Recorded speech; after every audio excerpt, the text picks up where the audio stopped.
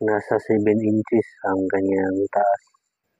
Hindi siya articulated para lang siyang statue. Yan ang sa harap niya. Meron pa siyang accessories.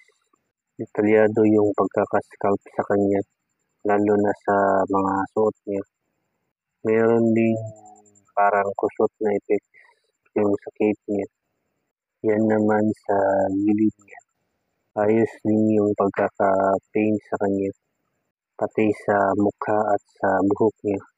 Detalyado din dito sa likod ng cape niya. Parang may hinahangin yung cape niya. Pati yung sa suot niya sa paa, nasa mga 7 inches ang kanyang taas. Hard rubber ang kanyang materials.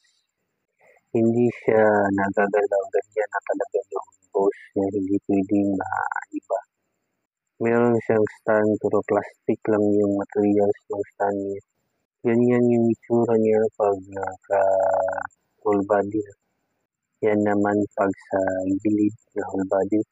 Ito naman pag sa likod. At ito ulit pag sa gilid niya. Pwede yang matanggal yung accessories niya.